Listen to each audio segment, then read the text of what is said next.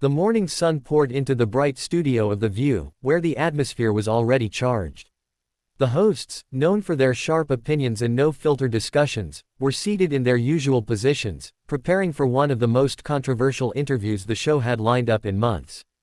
Prince Harry was the guest of honor, or perhaps, the guest of controversy.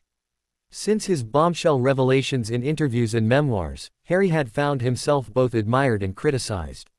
For some, he was a brave man standing against a centuries-old institution. For others, he was a privileged prince who had abandoned his duties and then sought sympathy on the world stage. The audience buzzed with anticipation.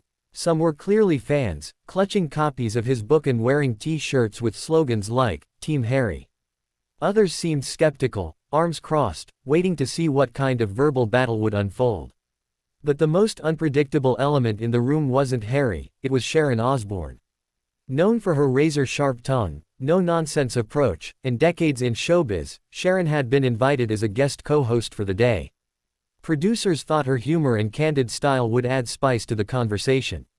What they didn't anticipate was the firestorm that was about to erupt. As the cameras rolled, Whoopi Goldberg welcomed Harry warmly, introducing him with respect. "We're honored to have you here today, Prince Harry," she said. Harry smiled politely, nodding. "Thank you for having me. It's always important to have open conversations." The early part of the discussion went smoothly. They talked about his charity work, his mental health advocacy, and his life in California with Meghan and their children. The audience clapped politely, though a few skeptical faces could already be seen. And then Sharon leaned forward. "So, Harry," she began, her British accent cutting through the air like a blade, "you've spoken endlessly about wanting privacy, yet you've sat down for more interviews in the last 3 years than most Hollywood actors do in their entire careers. Do you see the contradiction there, love?" The audience gasped. Harry paused, visibly uncomfortable. "It's not about hiding from the public," he said carefully. "It's about controlling the narrative. When lies are printed about you every day, you have to set the record straight." Sharon raised an eyebrow. "Controlling the narrative, Isn't that just another way of saying you want the spotlight, but only when it suits you?" The tension in the studio thickened instantly. Harry straightened in his chair, trying to keep his composure. "With respect, Sharon, I think that's a simplification. My family and I left because we wanted freedom from relentless intrusion. When we do interviews, it's to highlight the truth, not to chase attention." Sharon leaned back, folding her arms. Her smile was icy. "Oh, come on, Harry. You and Meghan signed multi-million-dollar deals with Netflix and Spotify. You live in a mansion in Montecito. And yet you sit here acting as if you're the victim. Do you really expect the public to buy that?" A murmur ran through the audience. Some clapped in agreement, others booed softly. Harry's jaw tightened. "My family's wealth and status don't erase the pain we've been through. Money doesn't make you immune to trauma, Sharon. I've lost my mother to the paparazzi, and I've spoken openly about mental health struggles. These aren't publicity stunts, they're realities of my life." Sharon leaned forward again, her eyes blazing. "But here's the thing, Harry. Millions of people go through trauma every day without royal titles, without book deals, without TV specials. And they get on with it quietly. You, on the other hand, keep cashing in on the very institution you claim destroyed you. Isn't that a bit hypocritical?" The studio erupted, cheers, claps, even a few shouts. Harry's face flushed, but his voice stayed steady. "I will never apologize for using my platform to speak out. If my story helps even one person feel less alone in their struggles, then it's worth it." Sharon's lips curled into a smirk. "That's a lovely speech, darling.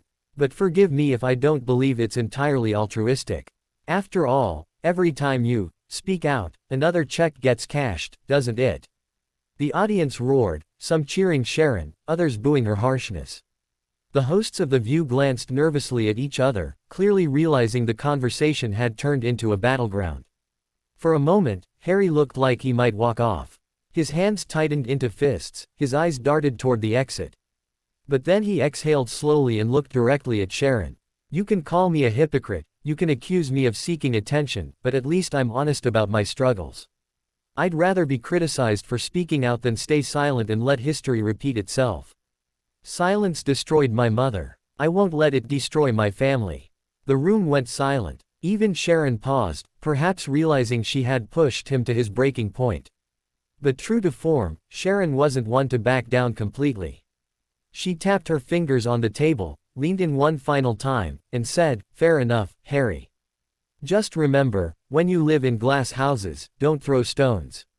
If you want the world's sympathy, you'll have to give them a reason to believe you're not just playing the victim card." The tension broke as the audience erupted again, half in applause, half in disapproval. The segment ended abruptly, producers cutting to commercial break earlier than scheduled.